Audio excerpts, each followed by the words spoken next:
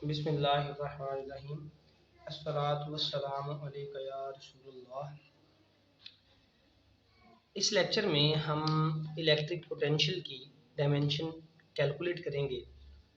तो हमने अगर किसी भी फिजिकल क्वांटिटी की डायमेंशन निकालनी है, अगर वो डिराइव्ड क्वांटिटी है तो देखें कि उसका फार्मूला क्या है।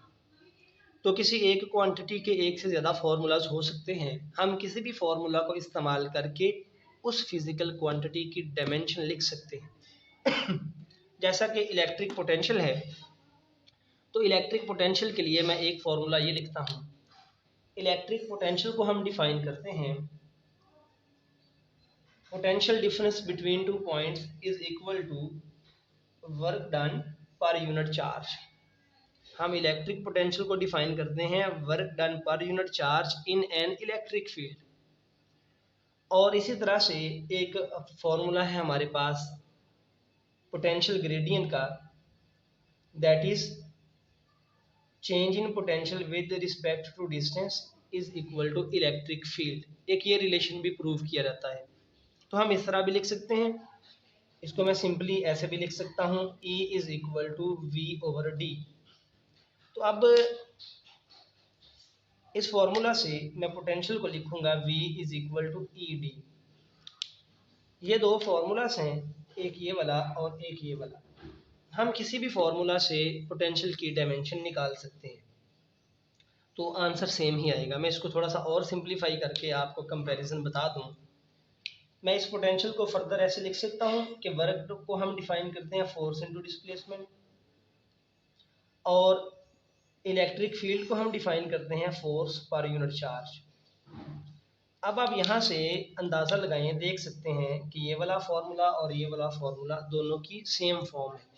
तो हम किसी को भी इस्तेमाल करके डायमेंशन निकाल लेते हैं।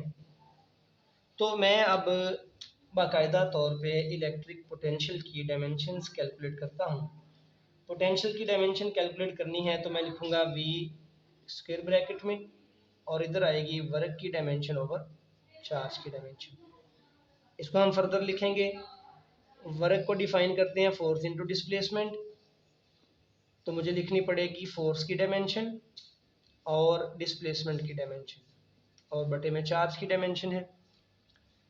तो अब ये कुछ टर्म्स हैं जिनकी डायमेंशंस हम बारहा निकाल चुके हैं, और ये पहले से हमें आनी चाहिए जब हम डायमेंशंस कैलकुलेट करेंगे। मतलब हमारी इतनी प्रैक्टिस हो जानी चाहिए कि हम इनको जानते हों। तो चार्ज को, करंट को हम डिफाइन करते हैं I is equal to Q over T। तो यहाँ से मैं चार्ज Q को लिखूंगा I cross T। Current base quantity है, तो हमने बेस क्वांटिटी की टर्म्स में डायमेंशन लिखनी है।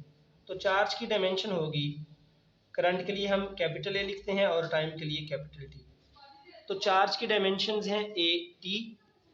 फोर्स की डायमेंशंस हम कई दफ़ा कैलकुलेट कर चुके हैं, तो हम डायरेक्ट लिख लेते हैं इसकी वैल्यू। तो पोटेंशियल की डायमेंशन आ जाएगी, फोर्स की डायमेंशन है ML T-2। डिस्प्लेसमेंट के लिए आएगी L, ये एक बेस क्वांटिटी है, फासला है, और चार्ज की डायमेंशन हमने निकाल ली AT। And finally we can write it as, ये आ जाएगा M, इनको एक ब्रैकेट में कंबाइन करके लिखें तो L और L मिलके बनेगा L स्क्वायर T-2, और ये बटे से टर्म्स ऊपर जाएंगी तो इनकी पावर्स का साइन चेंज होगा, A-1 और T-1 आ जाएगा। And now I can write finally this as, potential की डायमेंशन आ जाएगी M L स्क्वायर, ये है T-2, इनको भी एक ब्रैकेट में कंबाइन करके लिखें तो A-1 T-1, ये हमने लिखा। और फाइनली हम इसको लिखेंगे ML स्क्वायर, ये T⁻2 है, ये T⁻1 है, तो बनेगा T⁻3 और A⁻1। So this is the dimensional formula for electric potential. तो इस तरह हम किसी भी फार्मूला से, हमें फार्मूला आता हो फिजिकल क्वांटिटी का, तो हम वहाँ से उसकी डायमेंशंस निकाल सकते हैं।